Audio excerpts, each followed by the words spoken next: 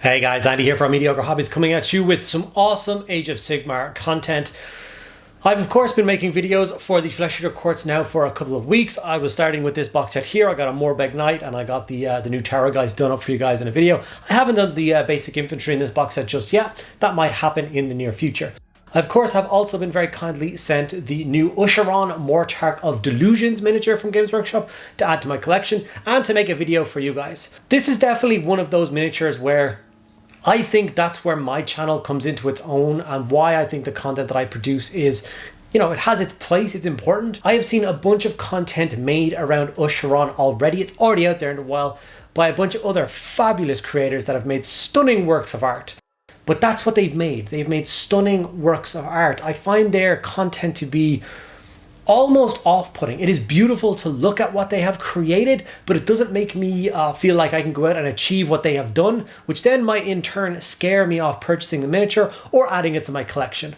Whereas the videos that I try and produce, basically you can buy Ushoran, follow the steps of my video, and have quite a nice painted miniature by the end of it. No hassle, no fancy tricks, no crazy paint ranges, no airbrushes, none of that. Just a brush, some paints, and I don't know, a couple hours of your time should have you with a nice, easily accessible result that you are super proud of. At least that's my intention and my goal with today's video. So I hope it does that for you guys. And I hope if you are on the fence about getting this guy because you're a little bit nervous about the prospect of doing him, that this video will help you guys out.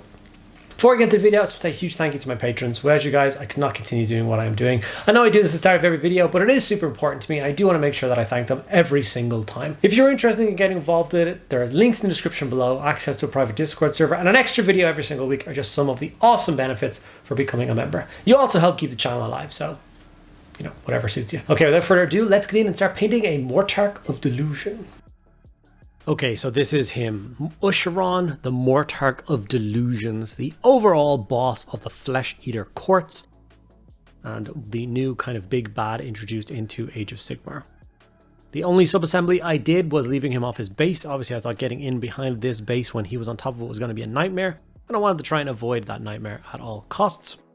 Now, I didn't wait till the very end to attach him to his base, but we'll get to that a little bit later. The model was sprayed black and then it was given a heavy zenithal of grey sear. Heavy zenithal basically meaning from like a 90-degree angle from the top, spraying down with grey sear. And then of course we move a little bit down to more of a 45-degree angle. But we leave very much all the undersides nice and dark.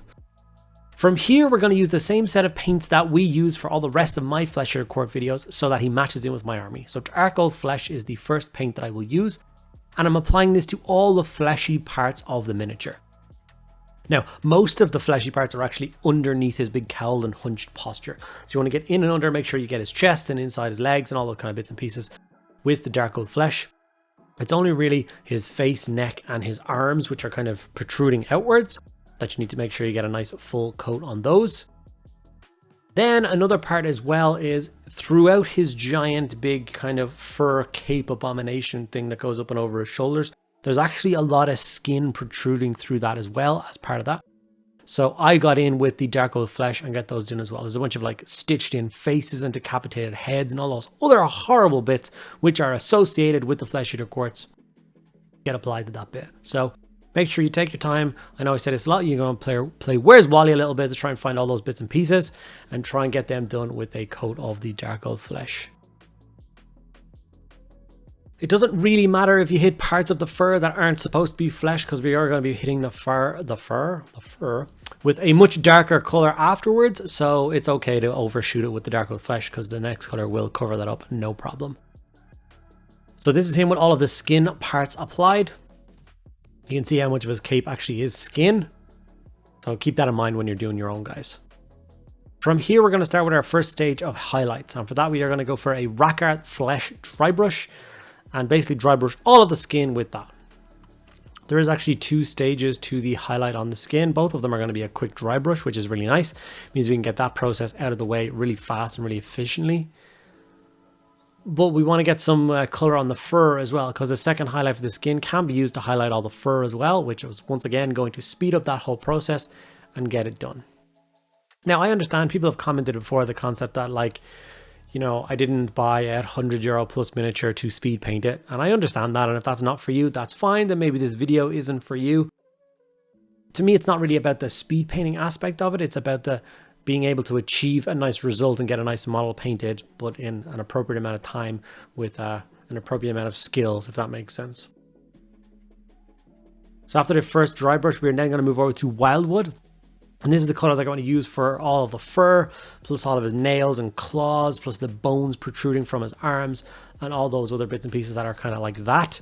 We want to get done with Wildwood. Now, as you can see, I've kind of jumped down to a slightly finer brush for this Wildwood stage, because as I go around and paint this fur, I do not want to hit any of the skin that I've already done.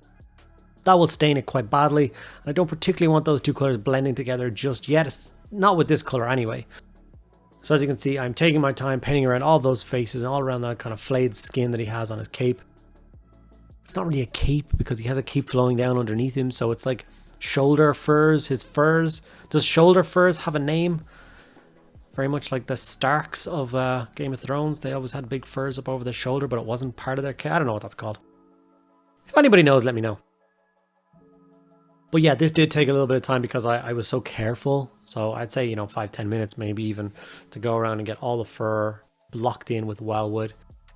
And then, like I said, the horns and claws and stuff protruding from the rest of him are going to get done as well. You can at this stage do his crown in this same color as well, and then layer it up with some bone color later on if that's something you want to do. I went a slightly different direction with mine. I went a bit more morbid. I like the idea that they're metal spikes that he basically hammered into his own head to give the illusion of a crown. I think it's just much more grim and sinister for him to have that.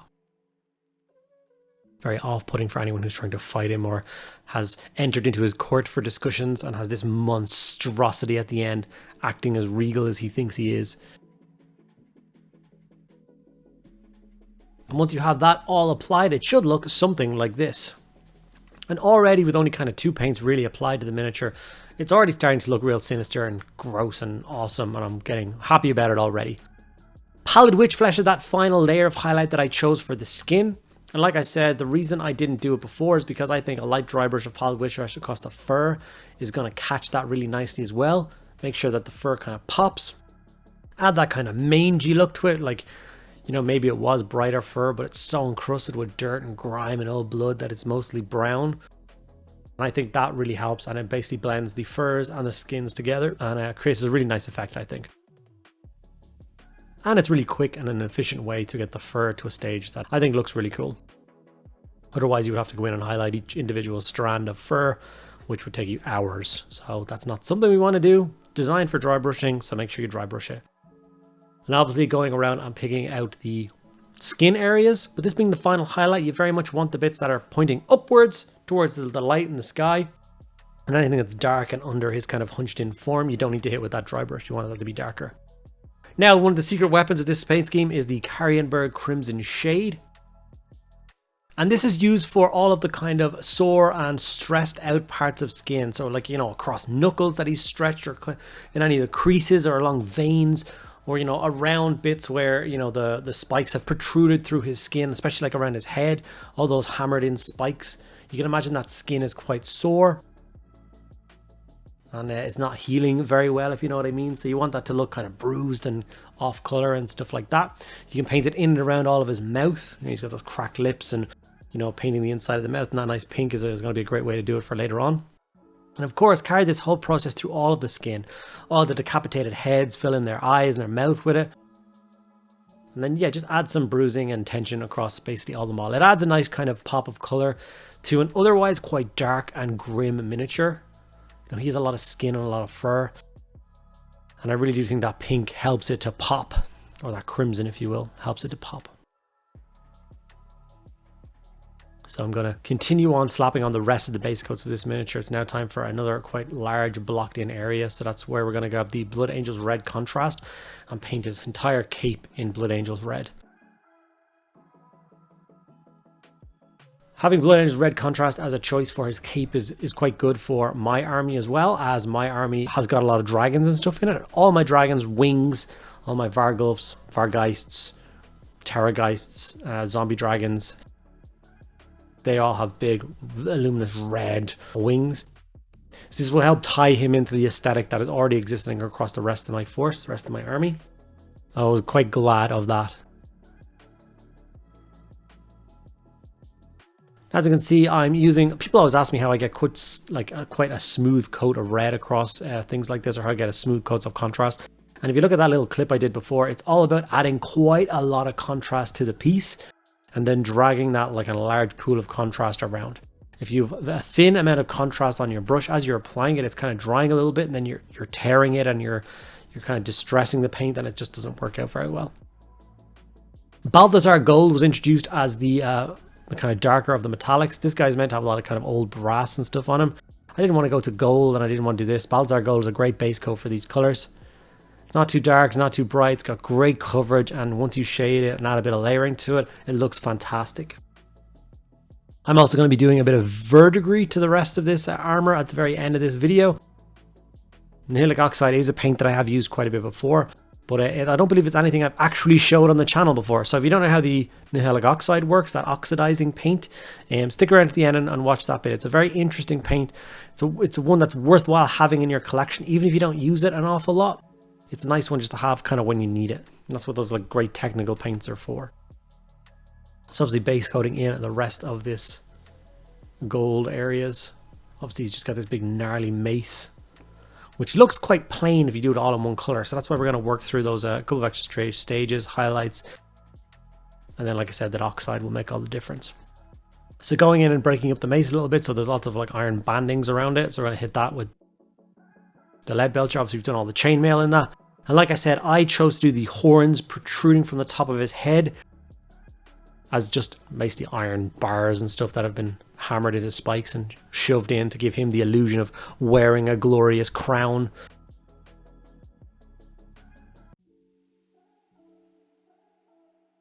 There's also lots of things like meat hooks and stuff through his fur, and all those kind of bits and pieces you're going to need to find as you're going through this particular stage. So once again, bit of Where's Wally work to try and find all of those bits of silver, but take your time, make sure you get them. Because we're nearly at the shade stage, and if you manage to get through the shade stage by missing a base coat, then it's kind of a disaster.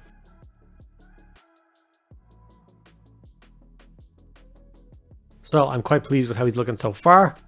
But some of the areas obviously have just got the flat base coat, so we're going to have to work up that. Now the fur and the skin we are going to be leaving alone for now. And there's not really a lot left to do on those. Couple of extra details like painting in eyes and teeth and tongue and all.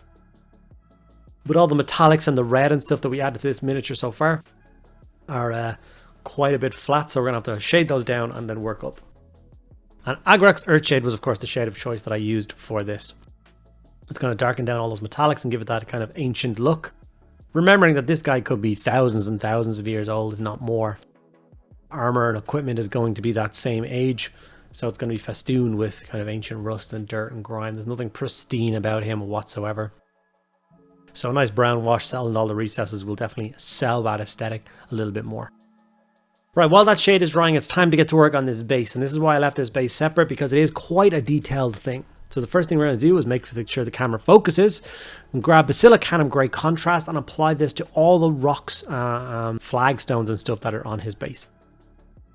An important thing to remember is it's not just on the part that I'm holding now. The bottom of his cape has some of the texture and design and brickwork of the base built into it. So make sure you're going back to that miniature and hitting those parts with all the steps that we've used in this particular set. So where we use Basilicanum Grey, go across and do the Basilicanum Grey on the rocks that you do here. Working on the muck, do the muck, bone, so on and so forth. Just don't forget about those parts, because we finish up the base and then you go, cool, now I got to glue this guy on. And all of a sudden you notice the whole bottom of his base is all still grey and you have to go back through all these processes again. It's going to be a little bit silly. So I was quite careful with the piles of muck and dirt when I applied the grey, because I wanted to hit them with a contrast in a little bit. So Mechanica Standard Grey was my first dry brush of choice, and I hit all of the stonework with that. Getting a fairly decent coverage, but not going overboard. I definitely like the look of the Basilicanum Grey, that really dark and grimy old flagstone. God only knows what this particular place is. Is it his royal court that he's been seeing over for, like I said, thousands of years? The detritus of people who have failed him or upset him, laying all about him, all those bones. But like I said, yeah, nice solid dry brush across all those bits and pieces. And once that's done, we are going to jump up one more stage. And that is, of course, to Dawnstone. I basically do exactly the same thing again, but just lighter. So we're going to dry brush across all the flagstones and all the bricks and all that kind of work with a bit of Dawnstone to catch the edges again and add more depth into the piece. Normally I don't focus on bases in videos. Everybody has their own basing styles and have their own ideas on how to base up their armies. So I don't like to assume, I don't like to waste time in a video showing you how I base each and every miniature, as you're probably going to be basing them a different way. But since this guy has such an intricate and involved base and it needs to blend into the ground and stuff like that, I decided to go through the process, the entire process of how I went about painting up this base. If that's something you enjoyed and you found helpful and you want to see me talk through in other videos, just let me know as well. I'm always happy to help. Here's those other parts that I was talking about built into his base. So here's me dry brushing up the rock bits. There's like a fallen pillar underneath the cape there, and a bunch of rock work around the other side, which feeds into the wall section at the back.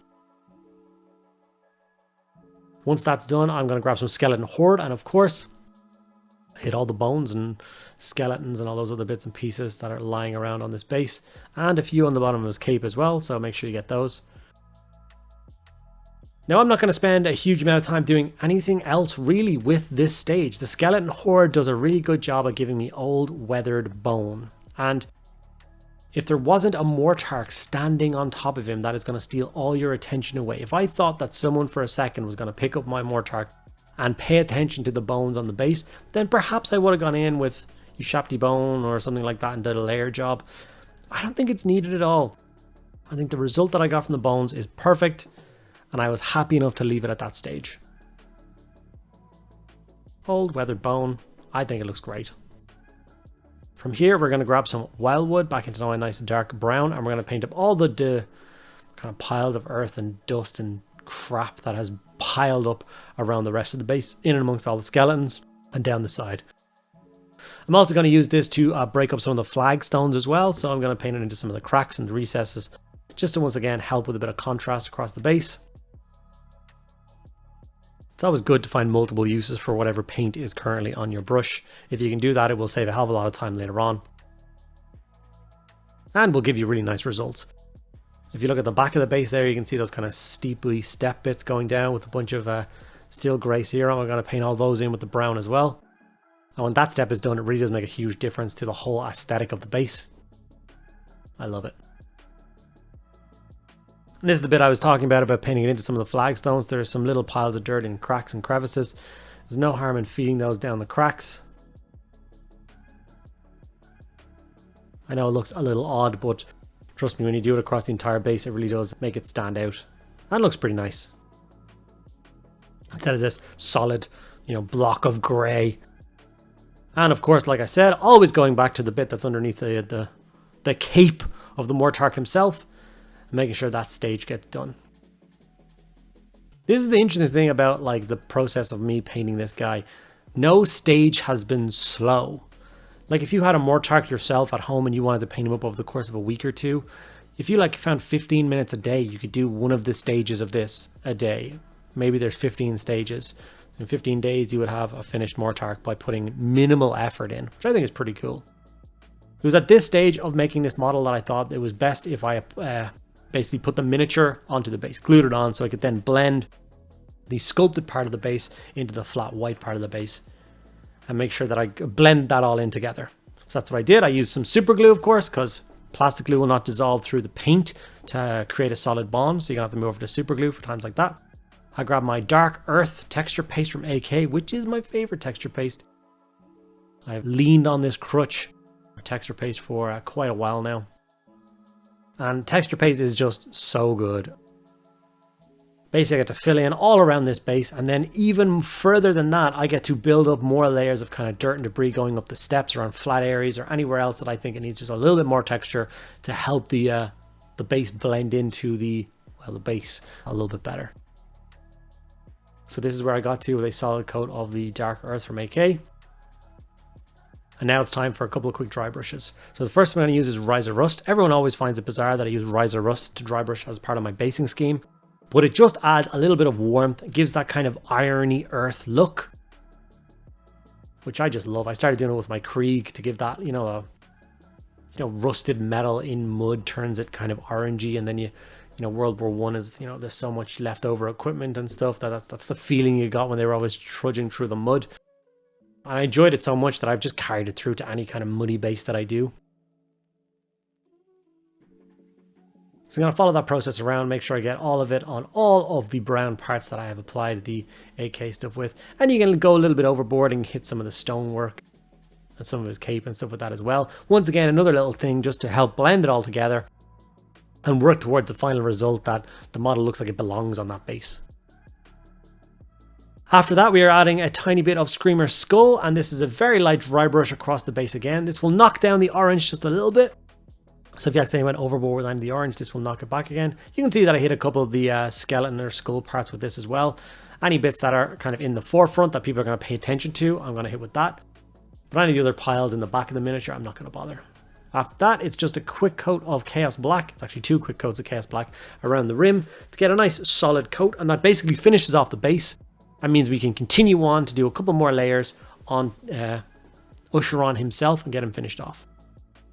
So first thing we're going to do is work on the metallics. So I'm going to grab some lead belcher and I'm going to layer up very lightly on all the metallics. We don't want to go bright. Like I said, this particular suit of armor equipment or whatever is thousands of years old.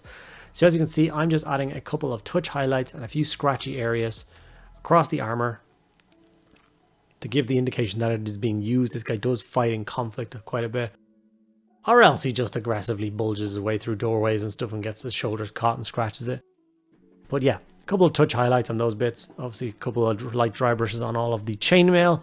And the same process going up his mace, up his crown and stuff like that.